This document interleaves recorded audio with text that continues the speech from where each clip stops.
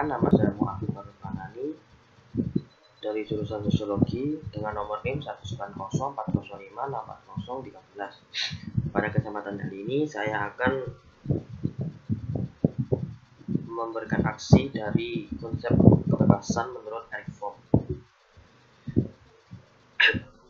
Kebebasan menurut Erich Fromm merupakan suatu bentuk tindakan atau tingkah laku yang dilakukan dengan tujuan untuk melakukan apa yang diinginkannya atau untuk mencapai sesuatu. Jadi, pada dasarnya manusia bebas untuk melakukan sesuatu apapun yang ingin dilakukannya, tetapi tetap ada batasannya sendiri. Mengenai batasan tersebut bisa dalam bentuk hal larangan atau peringatan. Dalam batasan tersebut bisa dilalui atau tidak, tetapi bila tetap memaksakan untuk dilalui bisa memberikan dampak negatif atau efek yang buruk bagi diri sendiri dan juga bisa berdampak bagi orang lain. Untuk contoh sederhananya, seperti manusia membutuhkan waktu tidur yang cukup, atau misalnya saya sendiri aja butuh waktu tidur kurang lebih 8 jam yang bisa dikatakan memenuhi standar waktu tidur pada umumnya. Tapi bila hal tersebut tidak terpenuhi, misalnya seperti pada malam hari melakukan kegiatan lain seperti mengerjakan tugas ataupun beribadah, main game atau lain, hal tersebut bisa berdampak pada jam tidur saya. Jadi secara tidak langsung mempengaruhi bagi saya sendiri dan orang lain, yang dimana bila tidak tidur pada malam hari bisa menyebabkan rasa kantuk pada pagi hari yang hingga siang hari.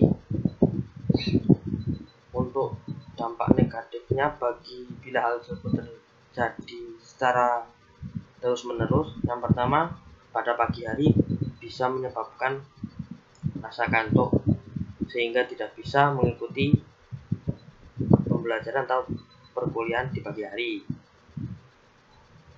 Yang kedua, tidak fokus pada saat mendengarkan pemberian materi atau sedang saat presentasi terkait dengan materi pembelajaran perkuliahan. Dan yang ketiga, merusak jam tidur, yang dimana secara tidak langsung jam tidur dalam waktu kurang dari 8 jam mempengaruhi sikap secara tidak langsung, seperti mudah marah ataupun mudah terpancing emosinya. Itu menurut saya. Jadi pada contoh tersebut, batasan dalam diri manusia yang paling sederhana yakni kesehatan atau tidur dalam waktu yang terbilang cukup, sehingga mau tidak mau pasti akan dilakukan. Jadi bila manusia atau saya memiliki waktu tidur yang kurang, secara tidak langsung hal tersebut tetap akan secara badan akan terasa capek dan membutuhkan waktu tidur yang cukup untuk mengganti waktu tidur yang kurang tersebut. Untuk contoh lainnya misalnya seperti kebebasan dalam berpendapat. Kebebasan dalam berpendapat di Indonesia sudah dijelaskan dalam Undang-Undang Dasar Republik Indonesia tahun 1945 pasal 28E ayat 3 yang menyatakan bahwa setiap orang berhak atas kebebasan berserikat, berkumpul, dan mengeluarkan pendapat. Tetapi mengenai kebebasan berpendapat tersebut juga terdapat batasan yang perlu dicermati agar tidak melanggar batasan-batasan yang ada. Dari batasan tersebut, saya menyimpulkan ada beberapa batasan atau hal-hal yang perlu dicermati sebelum mengeluarkan pendapat, baik secara umum maupun melalui media sosial. Yakni ada dua. Yang pertama, tidak berkata-kata kotor atau memberikan komentar yang sifatnya negatif dan merugikan bagi orang lain. dimana terkadang kritikan dianggap sebagai komentar negatif, padahal hal tersebut kurang benar untuk dianggap sebagai komentar negatif karena sifatnya suatu kritikan tersebut memiliki tujuan untuk memberikan solusi atau evaluasi bagi yang ditujukan agar bisa menjadi lebih baik lagi. Dan juga baru-baru ini sedang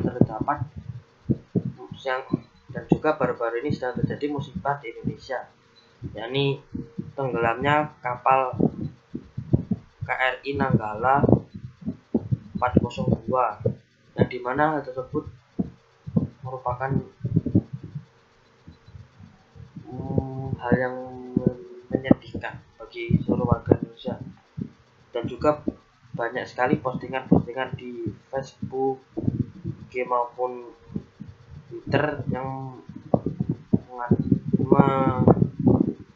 menyatakan belasungkawanya terhadap hal tersebut. Dan juga dari beberapa postingan tersebut terdapat beberapa komentar-komentar negatif mengenai musibah tersebut, yang dimana hal tersebut merupakan hal yang seharusnya tidak perlu dilakukan. Memang kebebasan berpendapat di dalam media sosial boleh-boleh saja untuk memberikan saran atau kritikan, tetapi untuk mengenai komentar negatif hal tersebut seharusnya bisa ditiadakan, karena hal tersebut berkaitan dengan sedang adanya musibah mengenai tenggelamnya kapal KRI Nanggala 402.